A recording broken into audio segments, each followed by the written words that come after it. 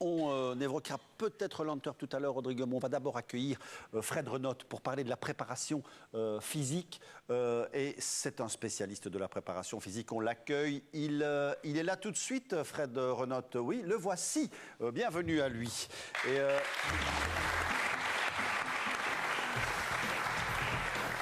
préparateur physique à l'Antwerp jusqu'à la fin de la saison passée, Charleroi aussi, le Burkina Faso. Maintenant, vous êtes à la tête de l'Observatoire du sport de Charleroi, de la Haute École Condorcet. Fred Renotte, on vous a fait venir pourquoi? Parce qu'on estime que dans cette période difficile, les clubs vont jouer plusieurs matchs sur différentes scènes. Et est-ce qu'il y a des choses spécifiques à mettre en place dans les différents noyaux qui sont concernés?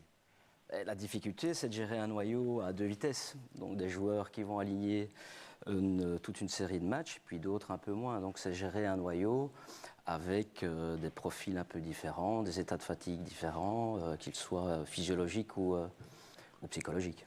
Alors, donner de la récupération, on a évoqué cela à l'occasion du match entre l'Angleterre et la Belgique. C'était la priorité à cette époque-là, vous croyez, des deux entraîneurs? J'en suis persuadé. On a tenté de créer une polémique sur le fait de gérer un peu le résultat, première, seconde place, etc. Moi, je reste persuadé que les deux entraîneurs étaient dans l'optique de récupérer. Ils sont compétiteurs et donc de mettre éventuellement, de jouer le coup, de mettre les joueurs plus frais, donc un peu, je dirais, frustrés de ne pas être alignés et de les mettre en vitrine, ce que je trouve était une... Les entraîneurs utilisent toujours, souvent en tout cas beaucoup, l'excuse du « on avait match en semaine » pour expliquer une performance moindre en championnat le week-end. À juste titre ou pas? Ça dépend du noyau. Plus vous montez dans le niveau international, ces joueurs ont l'habitude d'aligner des performances. Donc ça devient une habitude de jouer 2-3 matchs par semaine et de le supporter psychologiquement et physiquement. Ici, ces 3-4 équipes belges qui vont aligner quelques matchs, eh bien, ça va se jouer à la petite semaine. C'est-à-dire, il va avoir des indicateurs objectifs, physiologiques, c'est un chiffre, un bulletin, une fréquence cardiaque trop, une distance parcourue, que sais-je. Et puis, il y a des indicateurs subjectifs. Sont-ils capables de supporter une pression et d'aligner des matchs comme ça d'un certain niveau? Donc, c'est très compliqué. Vous préfériez avoir les matchs en semaine plutôt que vous entraîner? C'est toujours plus intéressant d'avoir 3 matchs par semaine. Je crois que la préparation physique, elle a surtout lieu pendant les 4 ou 5 semaines avant la saison. Donc voilà, concernant l'état de fatigue, si les résultats sont positifs, la fatigue, en général, le footballeur, il la sent beaucoup moins. Alors, il y a beaucoup de statistiques possibles qui sont à la disposition des entraîneurs et du staff. Bon, des critères objectifs. À côté de ça, ça ne suffit pas, quoi. C'est pas la panacée. Et quand j'étais étudiant, il y a Valdano qui était directeur technique du Real de Madrid et il disait, et j'étais fan de cette formule, le meilleur test c'est mon œil et c'est le match. Donc c'est très bien d'avoir cette base technologique, il faut l'utiliser, il faut vivre avec son temps, on est bien d'accord. Mais trop de technologie tue la connaissance, je trouve. Et donc en profiter, avoir tous ces systèmes GPS, etc. Évidemment qu'il faut le faire. Ça donne de bons indicateurs, ça donne de bons bilans qui établit le profil du joueur, mais pas que ça. Oui, alors, on a aussi parlé à l'époque, on se souvient tous de Bertrand Crasson qui avait éprouvé les pires difficultés quand il était allé en Italie dans la préparation physique. Finalement, est-ce qu'il y a une meilleure façon de procéder qu'une autre? Alors que de temps en temps, ici, on a l'impression qu'on est un peu plus léger dans cette approche. Il y a une culture et chaque pays a une culture de préparation. Le seul moyen de comparer une préparation physique, c'est de comparer des résultats. Donc là, nous sommes dans des indicateurs physiologiques objectifs, c'est-à-dire des VO2 max, vous parliez de VO2 max tout à l'heure, voilà.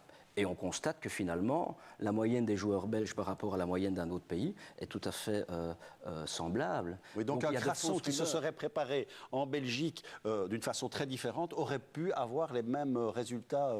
Vous prenez l'exemple de Bertrand Crasson, on l'avait évoqué avec lui. C'est vrai que c'est une culture particulière parce que pendant 3 semaines, il y a des stages consacrés à la préparation physique. En Italie? En Italie, ou 2 semaines à voir, à contrôler, soit. Et ce qu'en Belgique, pas. On associe une préparation physique avec une préparation footballistique, tactique, etc.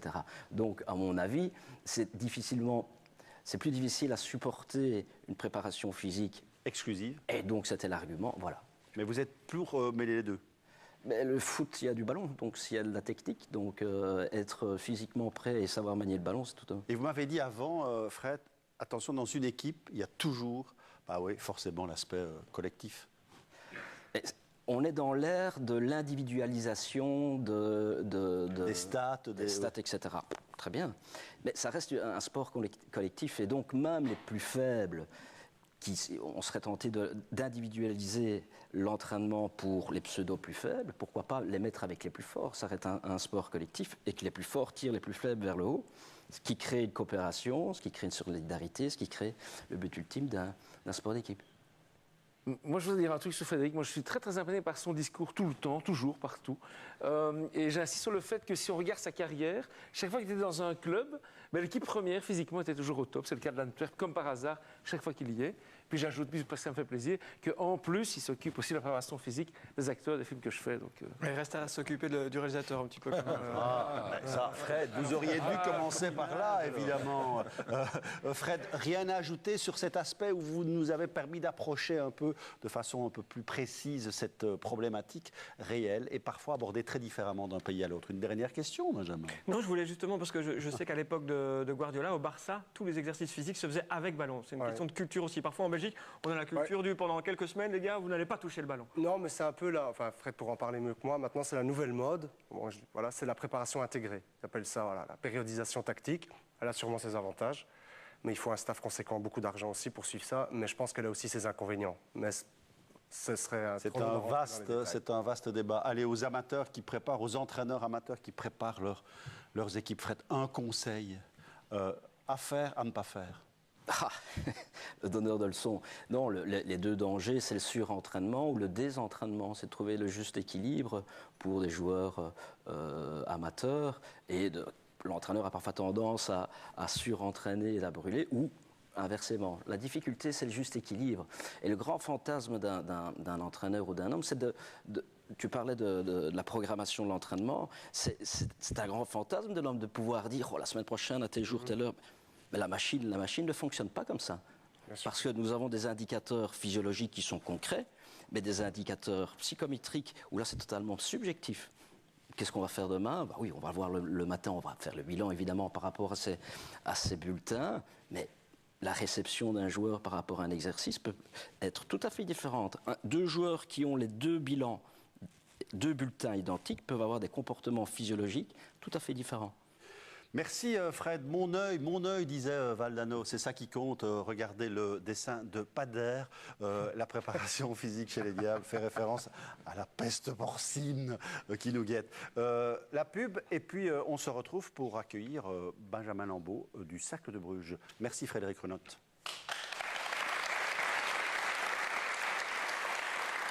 Partenaire officiel de la Pro League. Unibet, par des joueurs, pour les joueurs.